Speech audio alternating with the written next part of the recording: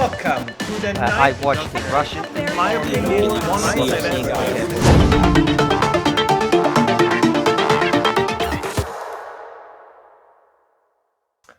Hello and welcome to the newest episode of the Brussels Signal Horizon podcast. Today it is my great pleasure to introduce you to Raja Miah. Immediately, by the way, correct me if I completely butchered your name. I say as a German speaker, I have at least some excuse to do so. Raja is a community leader, a campaigner, a social justice advocate in the most positive way that this phrase could ever be used. I think you have more than 25 years of experience with working with different communities across the UK. So you really know what you're doing. You have been in the thick of British politics and what's going on in British society for a very, very long time.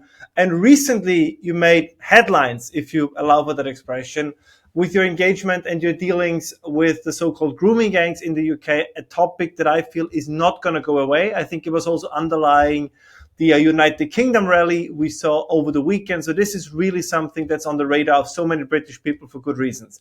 Now, many of our viewers and listeners are not British or English. So if you would describe the situation of what has happened in the UK, what you have uncovered, kind of what your own research, your own investigations have revealed, what was going on in the UK and how would you tell the story to somebody who is not in the country?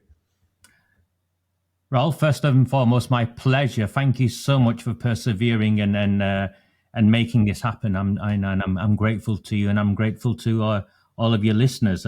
In terms of butchering my name, it's pronounced Raja, but I've been called far worse. So never mind. And some context. I think context is really important. I came to this space with well over 20 years of experience in what is traditionally in the United Kingdom known as community cohesion work, which is building positive relations between people who are different. And my last series of contracts directly with the government was with the Office for Security and Counterterrorism. I worked in counter-extremism work for a long time. So, I've sat in rooms with prime ministers, secretaries of state, and my work has been used to inform and shape government policy. So I'm not into this space as some sort of conspiracy theorist or far-right extremist or whatever label they want to use. I am trained by the government. I am of the establishment, or I was before I came into this space. And the second thing I'd say, and it's important for all of you to understand, is I am not here willingly. I came here by complete accident. I was raised in a northern mill town. It's called Oldham.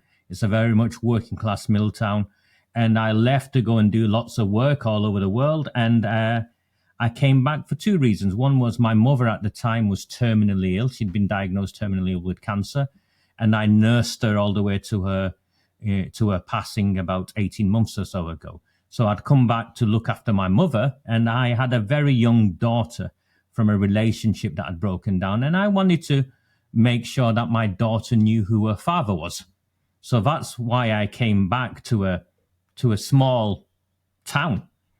And when I came back to this town, almost immediately, the wife of a friend of mine contacted me. Concerned that the local mosque, I am a Muslim, the mosque that my family had helped fundraise for, the chairman of the local mosque was a convicted sex offender. And she was concerned for her children, rightly so, for her children, as to this man having access to her children. And the nature of the communities where I come from, we don't really talk about these things. So she was even too concerned to raise it with her husband, and also her husband was too embarrassed to raise it with the mosque committee that the chairman was a convicted sex offender. And I didn't believe her, because in the United Kingdom we have these safeguards, these police checks, and everyone who works with children or has access to children is meant to go through all of this. So I said, it's okay, leave it with me. I'll drop the local authority lead on safeguarding. It's called LADO, Local Authority Designated Officer. I'll drop the LADO on email. And what then came to pass is just something bizarre that if I hadn't experienced it, I would struggle to believe it really took place. The email that eventually came back was, "We don't care that he's a convicted sex offender, and the police also know about it, and they don't care either. And I'm like, what on earth is going on here? So I went and asked some people I knew, and it came back that this man was very influential in the Labour Party. He was a former candidate of the local council, Labour Party candidate, and the mosque was reported in the Daily Telegraph, so a broadsheet newspaper, not some conspiracy publication. The mosque was reported in the Daily Telegraph as supplying sackfuls of postal votes for the MP at the time, who was the council leader, a man called Jim McMahon. So this man was protected because of his position and the political power that he wielded in the community, which then supplied, so the mosque supplied the Labour Party with postal votes in the thousands. And of course, the pattern, as I then found out, was being replicated in mosques across the town. And as we now know, mosques and community centres across the country. The postal vote system has been infiltrated by the Islamists, the extremists, or they're just the gangsters who are selling the votes. So it being my mosque, I openly campaigned and said, this man cannot continue in his position. Of course, the criminals who were associated with this man attempted to attack me, and the police got themselves involved in the first instance in trying to protect this man, and then later accepting that he shouldn't be in a position where he had access to children, and we forced his removal. And I did that very much using social media at the time. I shamed them. I shamed the police, I shamed the council, and I shamed my community. I shamed those who ran the mosque and said, this is outrageous. This is a place of worship. It was never meant to be one where you personally benefit or you get yourselves involved in party politics. And I paid a price for that, but we got what we wanted. We removed this man from his position. At that time, a former councillor, and I didn't know this man, called Warren Bates, and I sat at his deathbed the last May gone. So just over a year ago, I sat at his deathbed. Warren Bates kept contacting me. I had no idea who this man was, and he was a nutcase. That's the only way I can describe him. And I say that fondly. He was a character. And a friend of mine who was a former councillor, a man called Mohibuddin, who, by the way, is an inland revenue tax inspector. So these are legitimate, serious people. These aren't here. Said to me, Raja, go and see him. He's now mithering me as well. Please, will you go and see him what he wants? He's okay. You can have a cup of coffee with him. He'll be okay. And on the first day my daughter started school, so reception, she was 4 years old, I dropped my daughter off for the first day of school, and I got in my car and I drove the half an hour or so from where I live to where this man lives in Failsworth. Knocked on his door to be met by a 6-foot-something, eccentric, 80-something-year-old man and his lovely wife, Joan. They sat me down 9:30 in the morning, and he offered me a glass of water or a beer. I'd asked for a coffee. So that's it. And he did it on purpose. Obviously, now looking back, he did it on purpose just to test me and wind me up, and he had a glint in his eye. Anyway, the long and short of it is... So what did you take? Did you take the beer or did you take the glass of water? I took the water, and even... and then what he did was he went and got his wife a cup of coffee. So he did it on purpose. So there was coffee there. Yeah, there was coffee there. And it was normal to drink coffee in the morning, but he was just being, the man I later realized he was. And he went upstairs, came downstairs with an Aldi bag. One of those old Aldi carrier bags? Yeah. And in it was a big file of official documents. And those official documents, he wanted me to look at them. And the long and, what he was trying to do was say, Raja, you've cleaned up your mosque. Now please help me clean up the town. And the documents showed that the rape gangs, I call them grape gangs, you can call them grooming gangs, but, let's be clear what these men do. They rape children. The rape gangs had been operating in my hometown whilst I was out saving the world, as I thought, and serving my country elsewhere, in the town that had raised me, children were being dragged off the streets into a network of shisha bars, where they go and smoke these pipes, into a network of shisha bars run by gangsters. Children as young as 12, 13 were being dragged off the street in broad daylight and gang raped and then trafficked. And the police knew, the council knew, the local MP at the time, Michael Meacher, knew. All the paperwork shows that. And the council leader at the time was a man called Jim McMahon, who went on to become MP for the town. And they all knew, and they all covered it up. And the dossier of emails are released into the public domain, confirms that the BBC, the British Broadcasting Corporation, knew what was taking place. And its most senior Northwest politics reporter, whose father was also a Labour Party member, with clear links to the Labour Party, agreed with the council to keep it quiet for fear of, one, community relations, and two, there was a funeral of Lee Rigby, the soldier who was murdered by the jihadists, and Lee Rigby came from the neighbourhood town in Middleton and Haywood, so there was his funeral, and they were worried about the far right. They used the excuse they were worried about the far right. So that email and a dossier of emails proved that the local authority knew. The local authority in the United Kingdom has a statutory duty to safeguard children. The councillors that ran the town, the MPs that ran the town, the most senior police officer involved in this, I think it was Detective Inspector Hayden, he was called, was concerned so much he put it in writing how serious the risk was, and they all agreed to cover it up. Of course, I was looking at this saying, well, what do you want me to do, Warren? This is from a couple of years ago. He goes, no, Raja, it's not just from a couple of years ago. This is still happening. So how long back in this specific case? 2013. 2013. I picked up on it about 2018, I think. Yeah, so 5 years earlier. Okay. Yeah. And on it was also a councillor whose name was on the emails, and his name was, I forget his name for silly. He'll come back to me. So on it was Hughie MacDonald. Was a councillor's name, Hughie MacDonald. He was the councillor responsible for safeguarding children in the town. Hughie MacDonald was also, for something like 15 years, the chief magistrate in the town.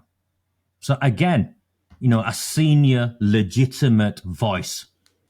And Hughie MacDonald, the paperwork shows, had been effectively sacked for whistleblowing, for raising concerns about what was taking place. And Jim McMahon was responsible for sacking him. Hughie MacDonald, and this is when I think of, this is whether you believe in God or not, there's some sort of divine intervention. Hughie MacDonald, just by coincidence, I knew from a past life. He'd been the local councillor on a council estate where I'd done some work. So I told Warren, phone Hughie up, see if he still lives in the house he used to live in, which he does, in a different part of town. I'll go and visit him. I went to see Hughie MacDonald. He was probably in his 80s at the time, but still very, very sharp.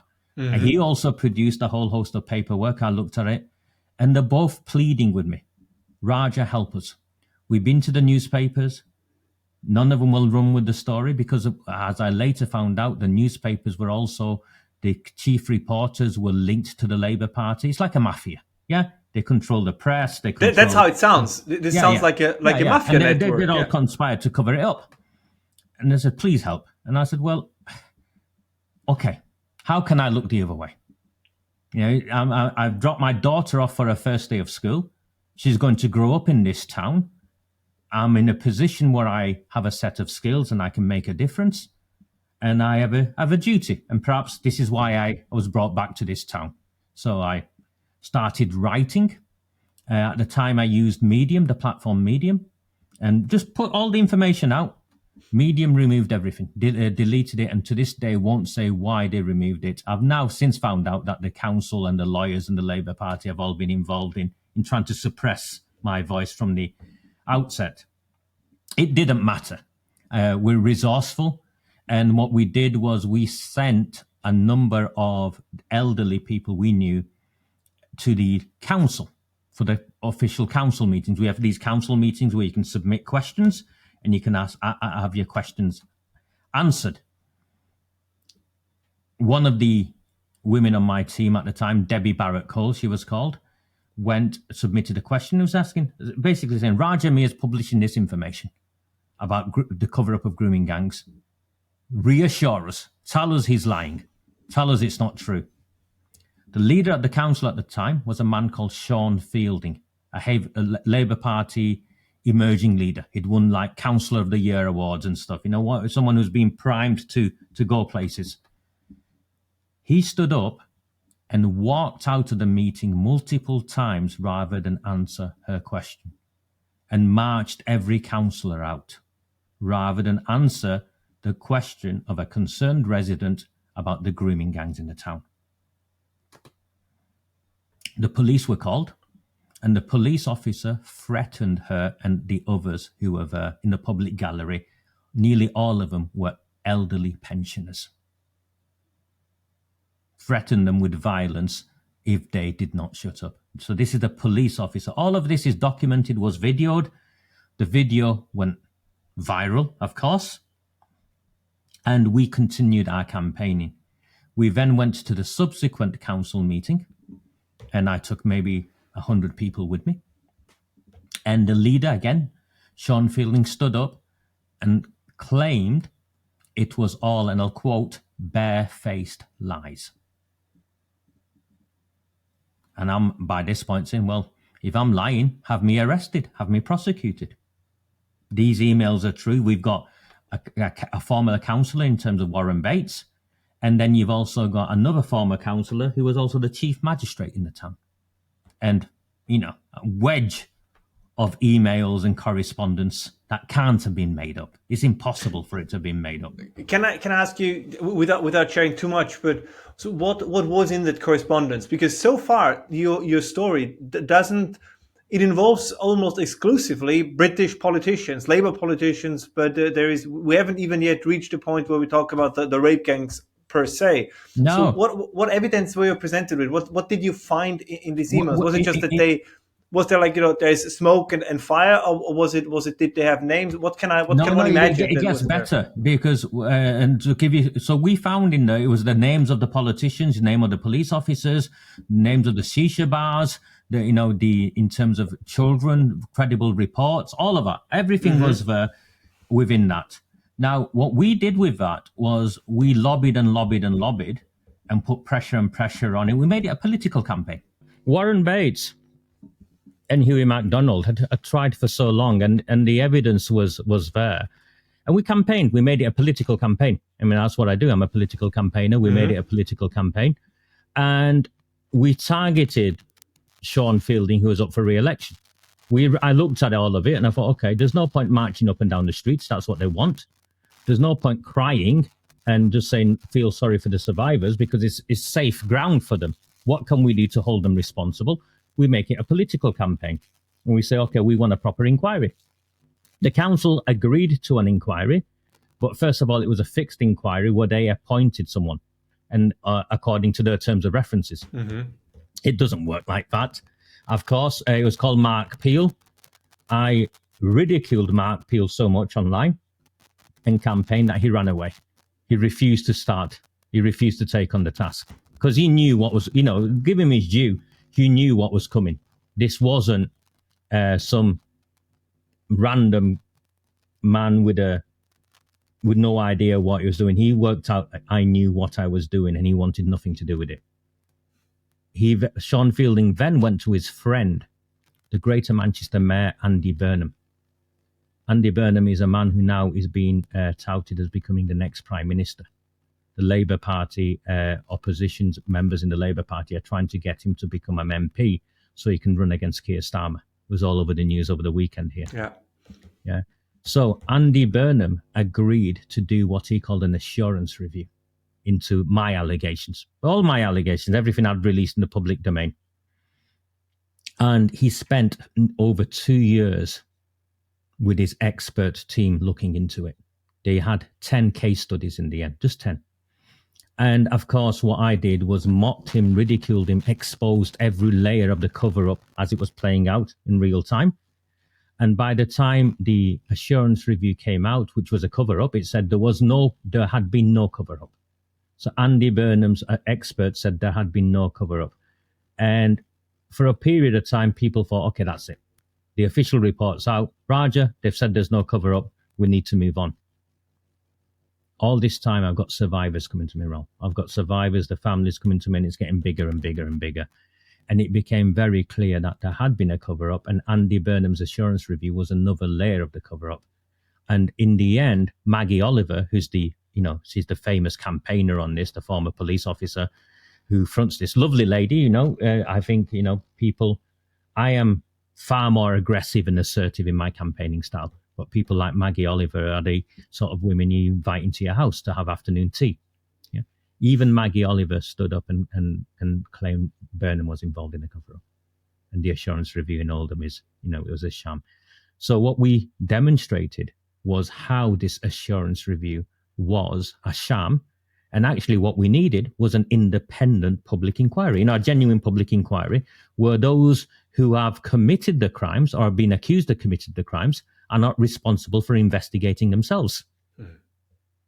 Yeah, stands for reason. Stands to reason, yeah. Well, Andy Burnham's assurance review was at fault for a number of reasons. First and foremost, an assurance review into the alleged cover-up of the rape gang of children failed to interview any of the children that were gang raped.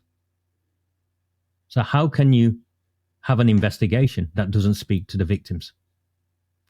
Secondly, the witnesses, such as myself and others, like Huey MacDonald, I refused to give testimony because they told me that the testimony would not be recorded. They would take selective notes and decide what was important and pick up on that. I'm like, hold on, how can you take selective notes?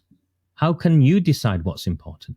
Surely all of it needs to be transcribed. And how hard is it in this day and age to get a tape recorder and transcribe the full testimony? They refused. And those who gave testimony repeatedly either backed out after the notes that came out that they was put in front of them did not reflect what they believed they testified, or just refused to sign off the testimonies because of inaccuracies. So procedurally, it was a sham. In terms of its content, whilst they were keen to say there was no cover-up, you've got to read the small print of the report. In all the emails I released, all of that, they confirmed the following. Every case study they looked at, children had been gang raped, and the authorities had failed them. Every case study. They only looked at 10 case studies, and in every one, children had been gang raped.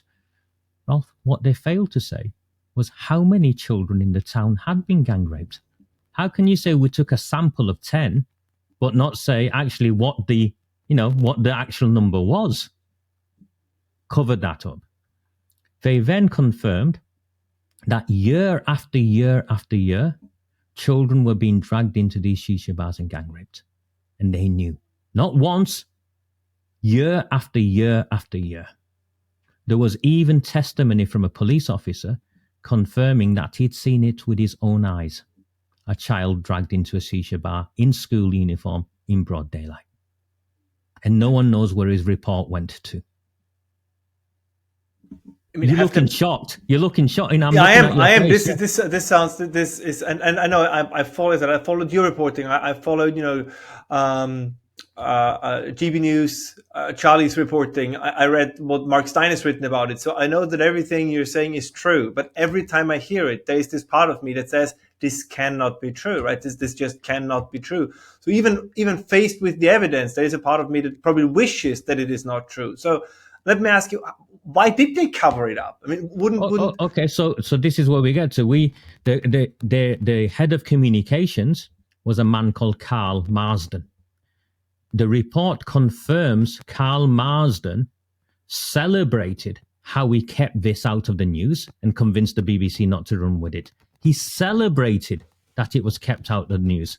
And this was under the tenure of Jim McMahon, who now, until last week, was a government minister. He was the communities minister, the local government minister. So this is how high the cover-up goes and how these people were rewarded.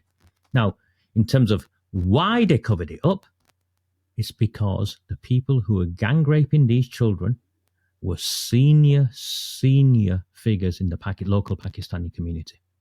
And the key man that we exposed was a man called Shabir Ahmed. Shabir Ahmed is in prison currently. He was the ringleader of the Rochdale grooming gang. One of the first grooming gangs to make the news. Shabir Ahmed was the ringleader. He liked to go by the nickname of Daddy. He liked the girls to call him Daddy whilst he was raping them and selling them.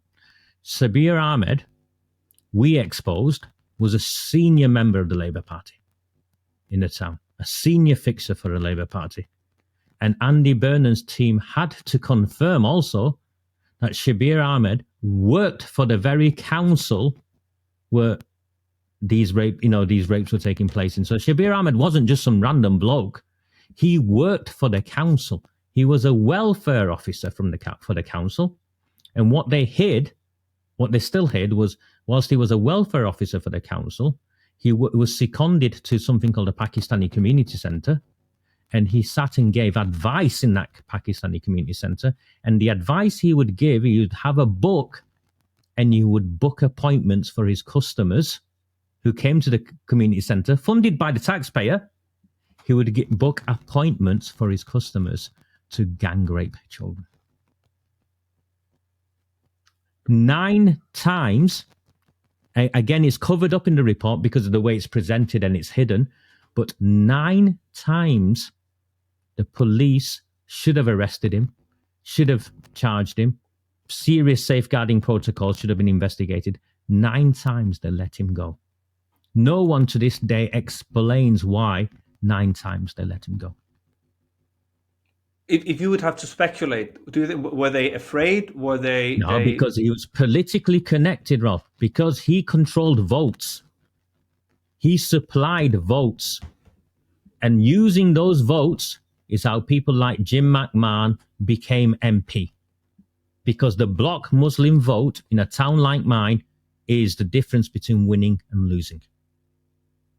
Have you experienced anything from the Pakistani or the Muslim community? I mean, was there any resistance or I assume, or awareness of what was going on? But I assume if the Labour politicians knew it, then I guess that within the Pakistani community it must have known. Maybe can you describe a little bit how this came together and that unless people like you tried to draw attention to it, that everybody tried either to cover it up or I assume participated in it? So I think those who participated in it, in a town such as mine, are in the thousands. And I'll quantify this.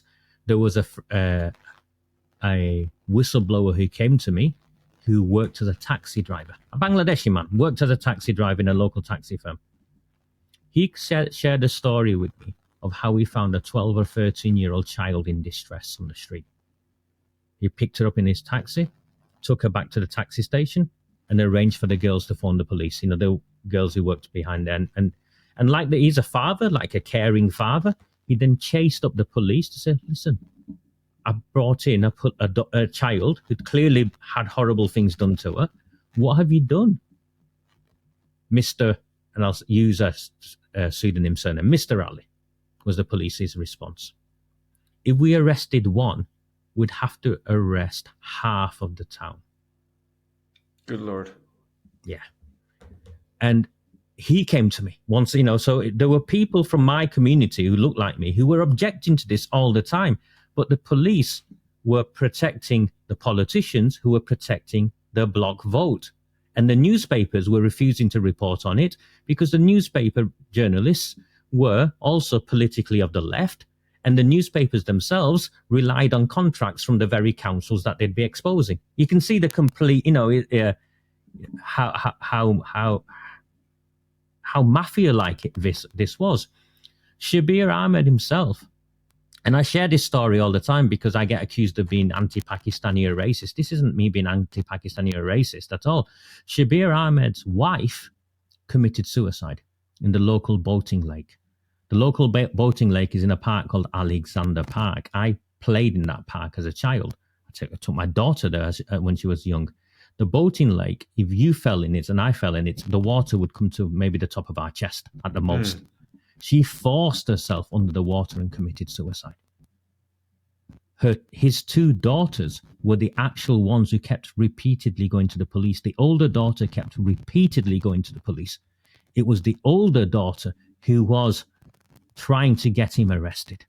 He wasn't arrested because he was gang raping little white girls all over the place and selling them. He was arrested because his own family members were appalled at not just what he was doing externally, but I suspect what he was doing within the family unit. And the police refused to intervene. Children going to the police station, crying, saying, "This man is raping me, he's raping my younger sister." All of this is still covered up to this day. And I'll tell you something more with this in terms of the community and how powerful this man was. Those two children are now in some form of witness protection scheme. Identities changed and everything. Why? Because of how powerful he was and how connected he was. Fast forward to the report coming out. Andy Burnham's in the Oldham Council Chamber. A man called Abdul Jabbar is in the council chamber as well. Abdul Jabbar is linked to the mosque I talked about. His brother is the chairman of the mosque, or the secretary of the mosque. His brother effectively runs the mosque, a man called Abdul Karim.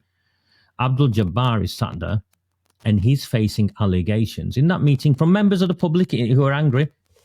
Jabbar, you gave Shabir Ahmed a reference.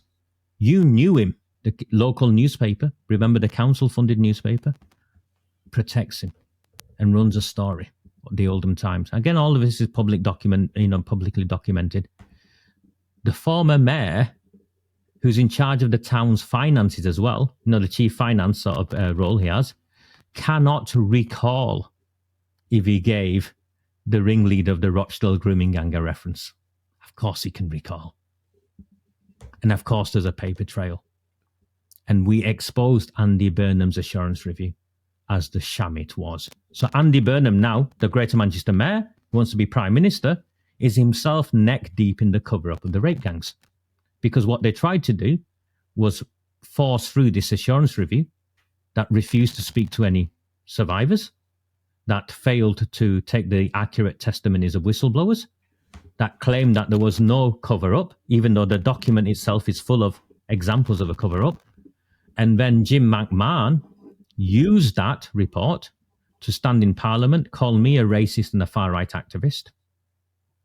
And Angela Rayner, who until 2 weeks ago was the Deputy Prime Minister, him, McMahon, and another MP called Debbie Abrahams used it as evidence to on parliamentary letterheaded paper, and this still exists. All of this is in the public domain, where there's three of the most powerful MPs in this country, aided by Andy Burnham, the Greater Manchester Mayor, said, "It's all over, Raja Miah's lying, and this is a myth.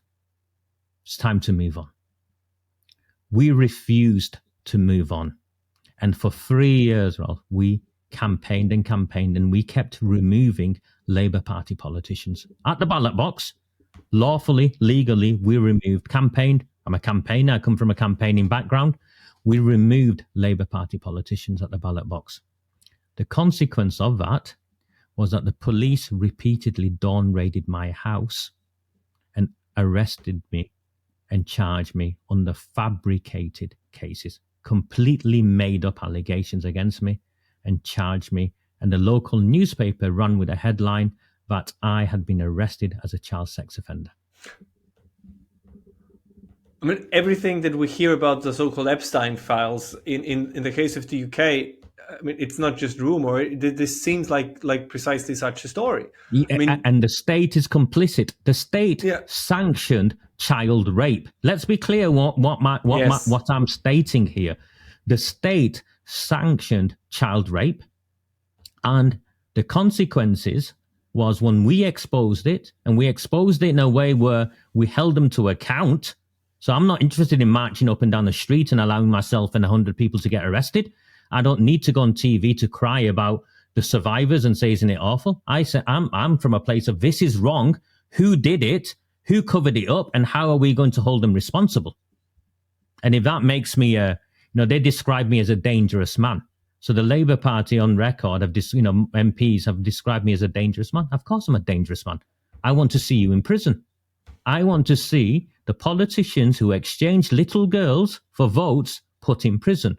I want to see the tens of thousands of men. I don't care if they're my relatives or my brother. I don't care who they are. I want to see those men who were involved in the gang rape of children. And Katie Lamb, the Conservative MP, stood up in Parliament a few months ago and read some of the court transcripts of what was done to these children. 50 men a night, 12-year-old child. It could be your daughter, it could be my daughter, and you say I shouldn't be angry? Why? Just because they're white children, I shouldn't be angry? Children are children, Ralph, and this is outrageous. And if I am a trained anti-racist, that I am, well then, these were racially motivated crimes.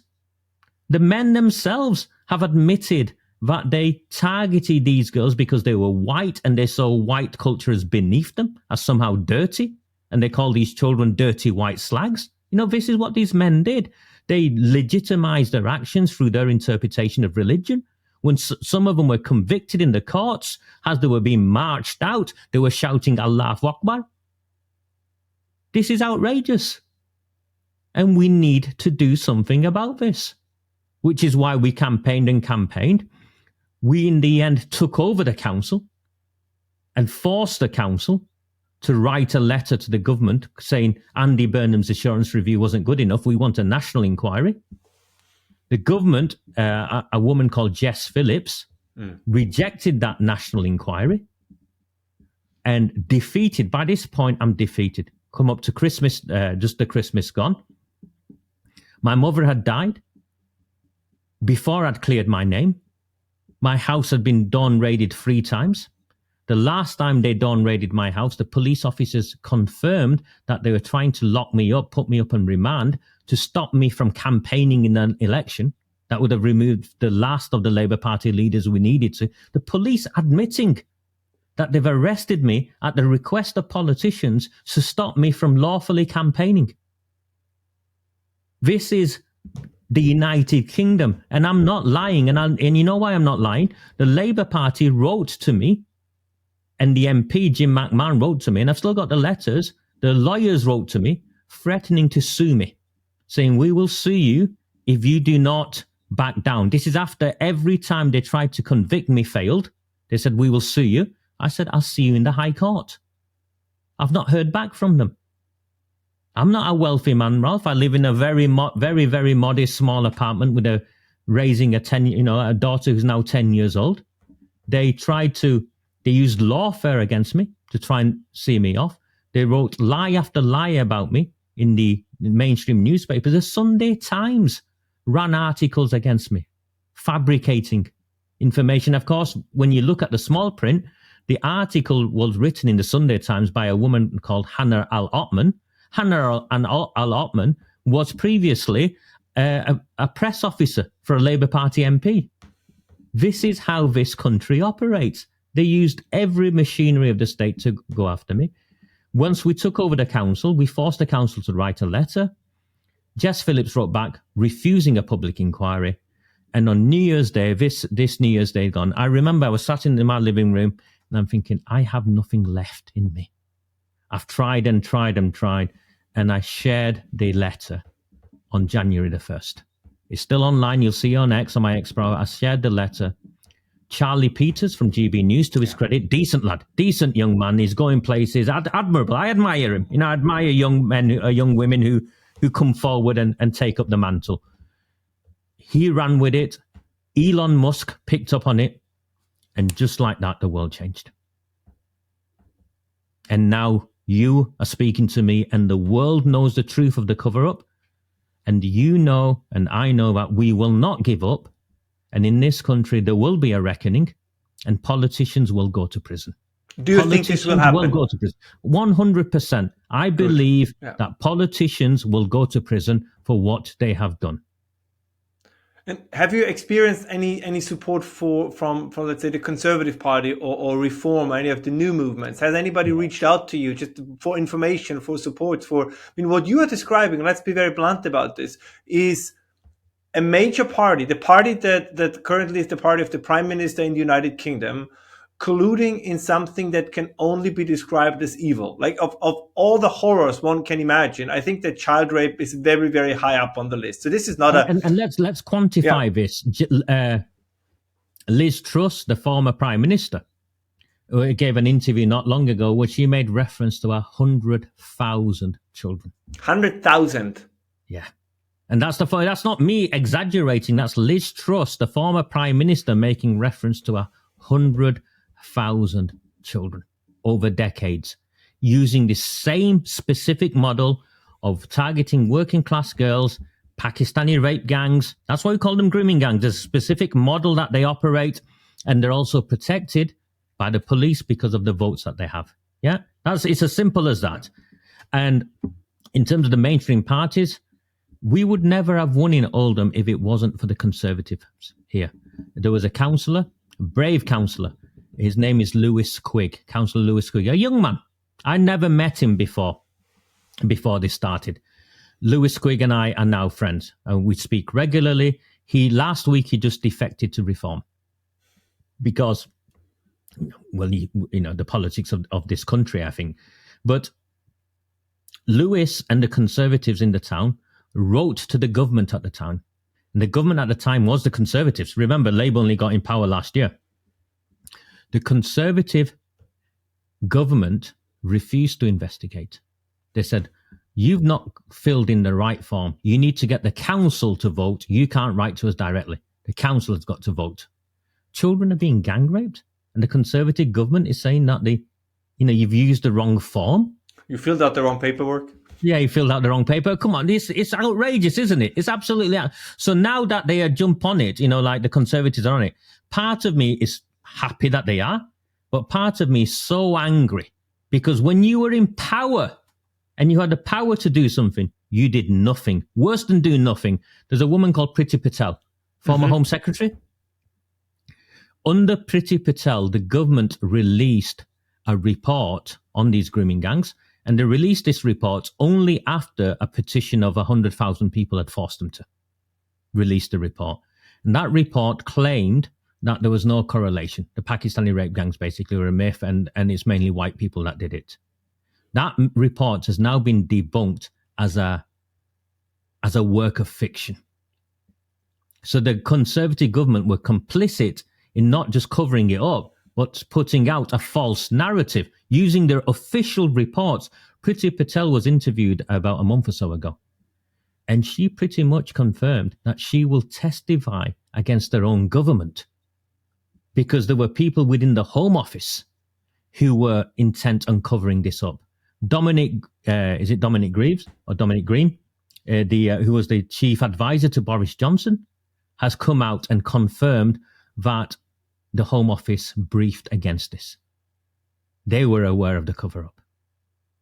Do you think that a reason this is it? For me, this is the only potential explanation I have. I read, you mentioned them before, and we'll think about whether we should share them as well on our channel. But I read some of the court transcripts, and if you read them, it is hard. I mean, it's I think just also for our viewers and listeners to make clear, we are not talking about men, romantically seducing girls. No. I mean, we're talking about physical violence, about threats of violence, about actual violence. I mean, there are strong cases that at least one girl, I think, was murdered. We talk about unwanted pregnancies. Was murdered. Yeah, the houses were burnt down with family members in them. This is what we're talking about here, and the government knew, and it gets much worse.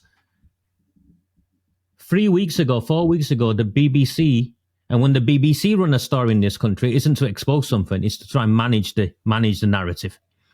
The BBC ran a story confirming that survivors had come forward, that police officers were members of the rape gangs. Pakistani policemen were raping children in police cars.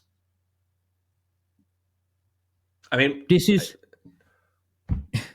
I don't know what I mean. This is it's hard to find words. And so surely a national inquiry now has to come. And of course, they're delaying the national inquiry. They're trying to fix the national inquiry. They're trying to do everything possible to stop the truth coming out. Because when the truth does come out, and this is what we're campaigning for, and to bring you in terms of the political parties, reform to their credit, and I wasn't a reform supporter to start with, reform to the credit, had this in the manifesto at the last general election. They've run with it. And in the end, I know they've had a falling out between Reform and Rupert Lowe, but Rupert Lowe set up it's crowdfunding his own rape gang inquiry. I think he raised something like £600,000. I support Rupert Lowe and his team.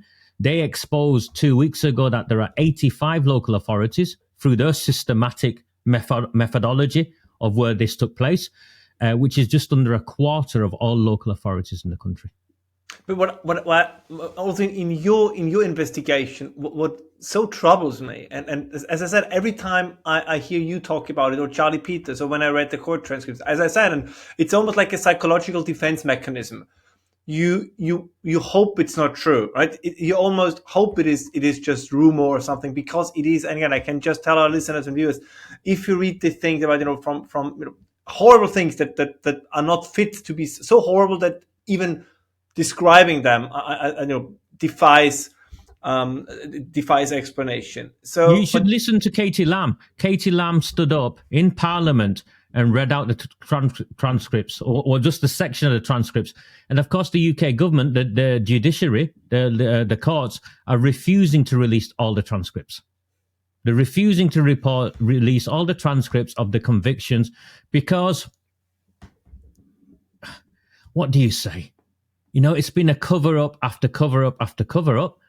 It's operated. This is state-sanctioned child rape of predominantly white working-class children, because white working-class children were a price worth paying for the false multicultural utopia that they want to present and promote, and the fear of dealing with deep-rooted prejudices within the predominantly in the Pakistani community, but also in the wider Muslim community, Ralph. And I said this as a Muslim myself. There are deep-rooted prejudices that our imams, our leaders won't confront or won't tackle. And actually, they don't need to, because the leaders from the communities where I come from are like this with the Labour Party. The councillor, the leader of Oldham Council, is a woman called Arood Shah. Tried to have me maliciously prosecuted, fabricated evidence. So we clear fabricated evidence to have me prosecuted. The case collapsed. It was just one of many cases that against me that collapsed. She, just to show how dangerous this is, she hangs off the arm of a convicted heroin dealer who goes by the street name Irish Immy. Irish Immy was the getaway driver for the cop killer Dale Cregan. So this is direct links to organized crime. And not only is she just the leader of the council, she is also the chair of the National Constitutional Committee of the Labour Party. And on top of that, she is the equalities lead for the Andy Burnham, the Greater Manchester Mayor, who now wants to become Prime Minister. Do you see how embedded these people are? It's as I said, it's like out of a mafia novel or movie. It's unbelievable. One question that pains me, but I feel that I have to ask it is: now you did great work in this area. You mentioned Charlie Peters and others that allies and supporters to try to bring out the truth, but what about the community? What about the parents? I mean, this is when we talk also about the victims. I always wonder, where are the parents of the victims in these stories? It seems they're almost entirely absent. So maybe you can tell us a little bit about the socioeconomic background or the culture from which these girls are coming. So there is a myth, and the myth that they liked to promote is that the majority of these girls were in care. The parents were absent, or they were failed parents, and that's why they were allowed to, what took place. It was they came from broken homes. My own experience of this is that whilst there were children from broken homes, there were also children from the most secure and loving homes as well. And I've seen this happen, and this is what I find the most painful. There's examples in my town again of a school, and I, because of the way I've got the evidence, I name everything. There's a school. It's now shut down, but it's called Count Hill School. And Count Hill School, once it closed, as a part of a social engineering project, Count Hill was, in the main white working class. Breeze Hill was in the main Pakistani. Because our communities were divided, they thought, we'll bring the kids together and create a new school and close these two schools down. What happened was the white liberal families who would look upon people of my background and my color and think, okay, we give them a chance. It's okay, we know we've been raised properly. Not everyone's bad. Well, these Pakistanis played on that liberalism and targeted children in those schools. And what they did was they sent in younger boys, to befriend these girls as though they were girlfriends of a similar age, take them away from the family structure, and then pass them on to their older cousins and uncles in the gangs, who would then drug them, rape them, and traffic them. So when you talk about what about the families, these families went to the police. The police refused to investigate. In fact, there's story after story of the police arresting and prosecuting parents for objecting to their children being gang raped. There's story after story of children who went crying to the police of being charged as child prostitutes rather than arresting the men who are gang raping them.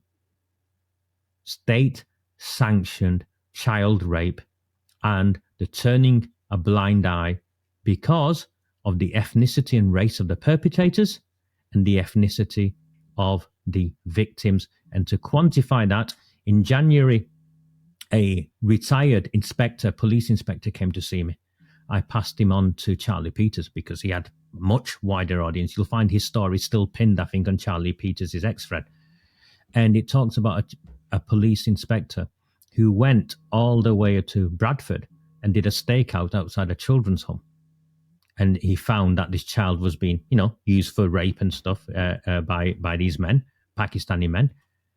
He got a phone call from a senior police officer and a senior member of the council in Bradford. And a senior police officer gets pulled in and told, you will stop investigating, otherwise you will have trouble and we'll charge you. This has gone as wrong as it can be. It can't get any worse. Well, it can't get any worse. We know the politicians were involved. We know the police were members of the rape gangs.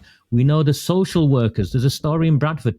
The social worker with the grooming gang, a survivor, 12-year-old, 13-year-old girl, do you know what he facilitated?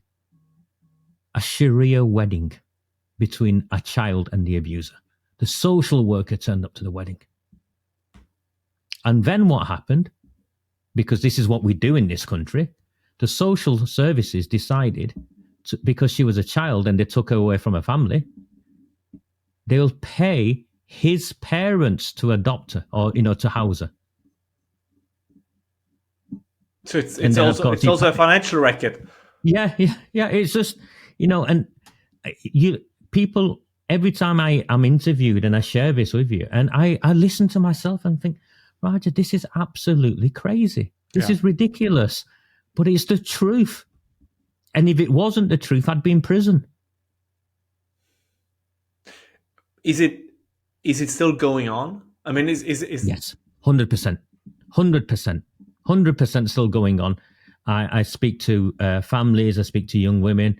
As recently as, what day are we on? We're on Monday, aren't we? Friday. Yeah. I spoke with a counsellor in Nottingham.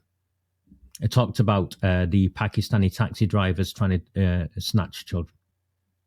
Of course, these Pakistani taxi drivers have got contracts with the local authorities to transport children. You just couldn't make this up. You couldn't make it up. You couldn't make it up. If you would write this as a dystopian novel, right? Somebody would say that's ridiculous. Nobody's going to believe you, right? It's too much on the nose, but it's, as I said, it's, and even for our viewers and listeners, I mean, it's you have done tremendous work in this area, but it has been corroborated also by the work of others. So I think it's very important to say that everything you said, everything you have told us, there are written documents. As you said, if everything you said was a lie, was libel and defamation, you would not be sitting here. We would not have this conversation. You would be in prison. So we know that all of this is true. I've called out up to last week the deputy leader of the government, the deputy prime minister. I've called out the deputy prime minister as a rape gang protector, and I've evidenced it.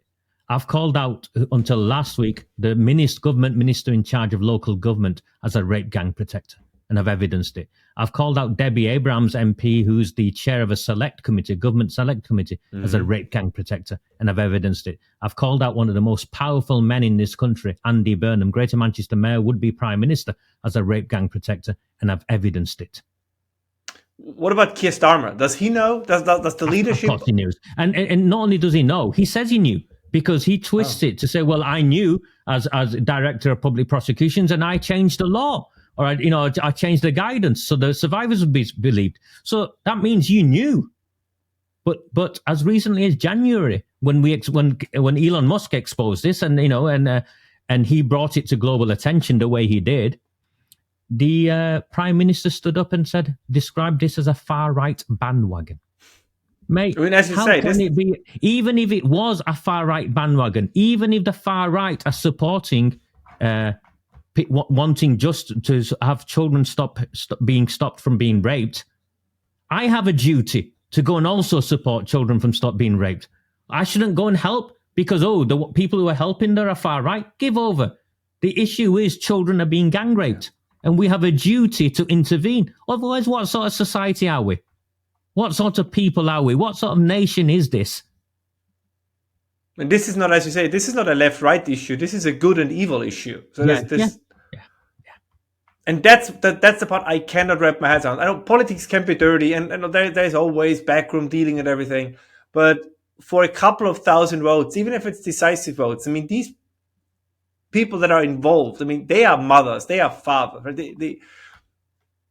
That's the one thing that I said, even while trying to formulate the question, I'm struggling with. There are certain things, I said, if it's financial crimes or something, then, or bribery, some unsaid things. You understand, don't you? You understand that. It happens. You understand that. It happens in every society. You get that. But this is child rape is usually the limit. Right? Usually you would say that every person, even the most corrupt person, as in there are even these old movies where the mafia boss or whatever, where they draw the line at child rape. Where there are lines not to be crossed.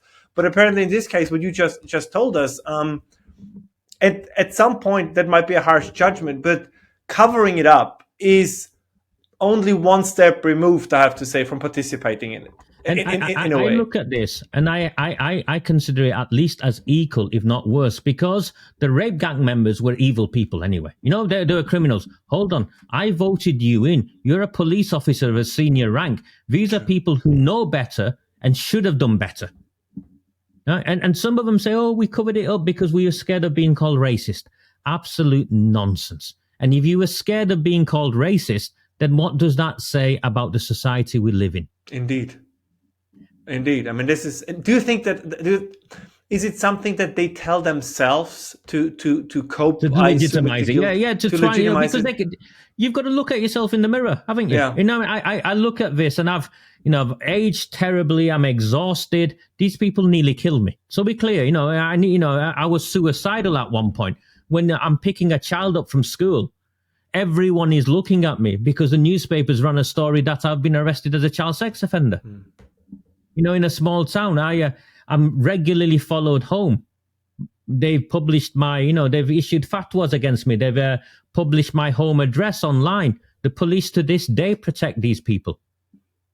And I look at this, but at least I can look at myself in the mirror and think, okay, you know what? Yeah. When my moment came, not only did I do the right thing, I risked everything.